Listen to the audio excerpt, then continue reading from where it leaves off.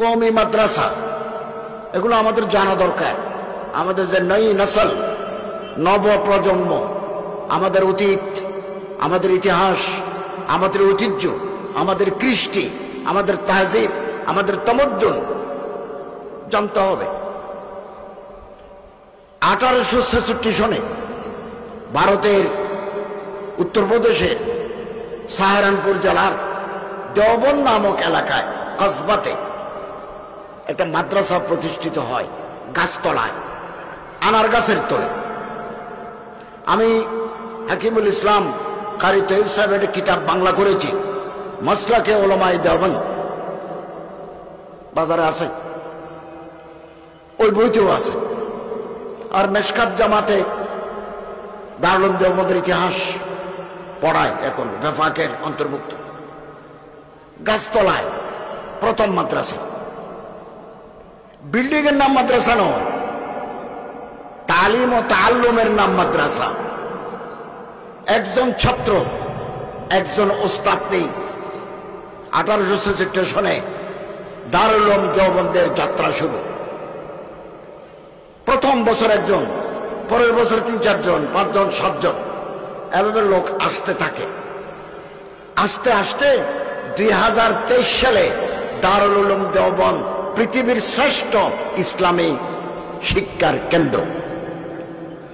हमें किला ही चलाता जाने मंजिल मगर लोग आते गए काफिला बनता गया।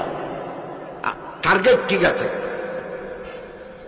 এবং দারুল উলুম দেওবন্দের ফজলা, আজকে যে কুমিল্লা জেলাতে যত কওমি মাদ্রাসা আছে সবগুলো দারুল উলুম দেওবন্দের শাখা। এই যে আমাদের আগে হযরত আল্লামা মাওলানা আমাদের মুহতারাম মুরব্বী মাওলানা নুরুল হক সাহেব বলে গেছেন, তাওহীদ খালেস, জিহাদ ফি সাবিলিল্লাহ, ইলাহি কালিমাতুল্লাহ এবং তাআল্লুক মা আল্লাহ, এটাই দেওবন্দের আদর্শ।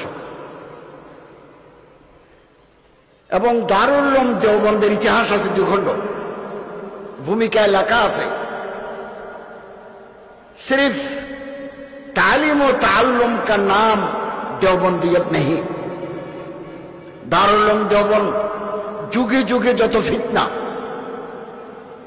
যত ফিতন, যত মাসায়েব, যত ধরনের শয়তানি, খোদাদ্রোহিতার বিরুদ্ধে, আল্লাহর নবী করিম সাল্লাল্লাহু আলাইহি ওয়াসাল্লামের ইসমতের বিরুদ্ধে যত ধরনের শয়তানি হয়েছে, উলামায়ে দেওবন্দ রাজপথে নেমেছেন।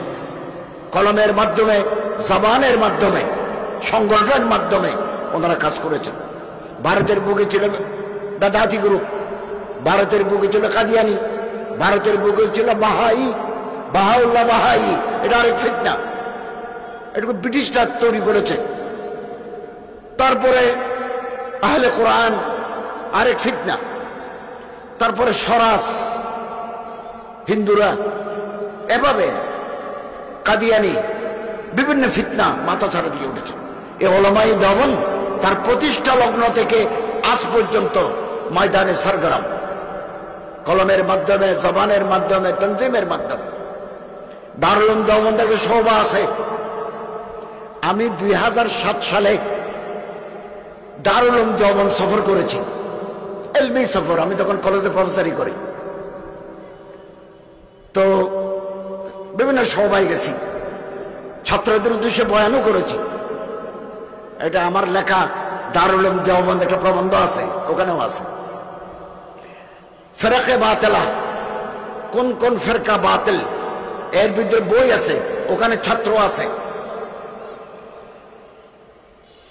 প্রতিষ্ঠার প্রথম থেকে কোরআনের ইলম, হাদিসের ইলম, উলুমুল ফিকহ, উলুমুল উসুল, উলুমুল হাদিস, উলুমুল তাফসীর, উলুমুল লুগা, উলুমুল আদব, এগুলো পড়ান। সাথে সাথে সমাজের ভিতরে যত কুসংস্কার আছে, বেদাত আছে, শিরিক আছে, মুনকারাত আছে, খুরাফাত আছে, এগুলোর বিরুদ্ধে ওনারা মাঠে ময়দানে পেশ পেশ সরগরম, নীরব থাকেন নাই। হযরত শেখুল হিন্দ আল্লামা মাহমুদুল হাসান রহমতুল্লাহ আলাইহি বলেন, কিভাবে ওনারা বুঝতে পেরেছেন সাজিশ, কিভাবে বুঝতে পেরেছেন। उन्हें लिखेছেন, अगर समंदर के तह में 2 मछलियां लड़ रही हो तो यकीनन उसके पसे-पोस्ट यहूदी का हाथ होगा।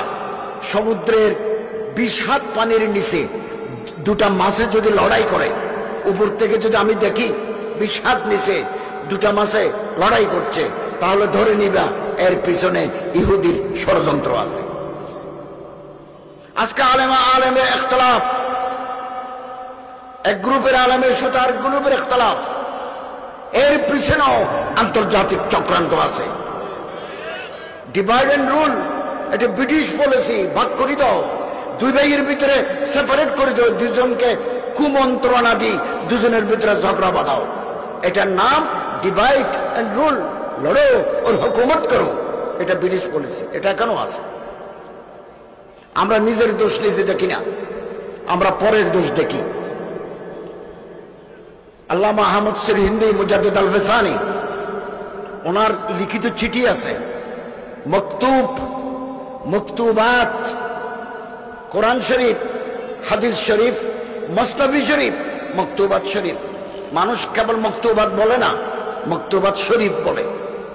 ওনার চিঠি, এক চিঠিতে উনি বলছেন, দি কসুর, আল্লাহ তাআলা যদি কোনো বান্দার উপরে দয়া করতে চান, নিজের দোষ নিজে দেখার তৌফিক দেন। নিজের দোষ নিজে দেখার, আমার দোষ আমি দেখব। মানুষের দোষ চর্চা করার সময় কোথায়? এই দারুল উলুম দেওবন্দ এবং দারুল উলুম দেওবন্দের যে শাখাগুলো আছে সারা বাংলায়, বাংলা কেন, আফ্রিকা, এমনকি ব্রিটেনেও কওমি মাদ্রাসা আছে। সবগুলো একই নাহাজ, একই তরিকা, একই উসুল, একই ঐতিহ্য নিয়ে এগিয়ে যাচ্ছে। আল্লাহ তাআলার কত বড় রহমত! এই দেওবন্দি মাদ্রাসা যদি উজুদ না হতো, এলমে দ্বীন, কোরআন এবং হাদিসের আলম আপনার পর্যন্ত, আমার পর্যন্ত পৌঁছত না। এই ওলামাই কেরাম যে মাদ্রাসা দিচ্ছেন, কুমিল্লা শহরের আনাচে কানাচে হাজার হাজার মাদ্রাসা আছে, কিছু ভাড়া করে, কিছু নিজের করে। বেতন নাই, কারণ বেতনের একটা সংজ্ঞা আছে, বেতনের তারিফ আছে। মা মানেল বেতন, বেতন কি? বেতনের কাঠামো আছে, বেতনে অ্যাপয়েন্টমেন্ট লাগে, বেতনে ইনক্রিমেন্ট আছে, বছরে বছরে বাড়বে। আমার যা বেতন প্রতি বছরে কত বাড়বে হিসাব আছে, কতদিন পরে আমার স্কেল পরিবর্তন হবে, না বেতন। কওমি মাদ্রাসার হুজুর খেদমত করেন, কোনো বেতন নাই, সামান্য কিছু হাদিয়া নেন। এই হাদিয়ার ভিতরে আছে বরকত, হাদিয়ার ভিতরে আছে বরকত। এবং বহু ওলামায়ে কেরাম আছেন যারা মাদ্রাসায় সারা জীবন খেদমত করেছেন, পয়সা নেন নাই। পৃথিবীর বুকে এরকম নজির নাই। তাজকিরাতুস সাঈদ 2 খণ্ডের কিতাব বেরিয়েছে দেওবন্দ থেকে, হযরত সৈয়দ আহমদ পালনপুরি রাহমাতুল্লাহ আলাইহির জীবনী। বাংলাতে একটা বের হয়েছে, সন্দীপী হুজুর বের করছেন, ওখানে আমারও লেখা আছে। সৈয়দ আহমদ পালনপুরি রাহমাতুল্লাহ আলাইহি আমি দেখছি 2007 সালে দোয়ানিসি। উনি 28 বছর দারুল উলুম দেওবন্দে খেদমত করছেন। বুখারী পড়ানো অবস্থা ওনার জবান বন্ধ হয়ে গেছে, এরপরে মারা গেছেন। 8 বছর তিনি গুজরাতের একটা মাদ্রাসায় উস্তাদ ছিলেন। প্রাথমিক অবস্থায় আর্থিক অবস্থা ভালো ছিল না, বেতন নিছেন মাসে মাসে, মুকররা নির্ধারিত বেতন উনি নিছেন। পরে ওনার সমস্ত কিতাব, তুহফাতুল আলমী ফি শরহে তিরমিজি, আমি এখন তিরমিজি শরীফ পড়াই, তিরমিজি আউয়াল পড়াই, আমার কাছে ওজিফা।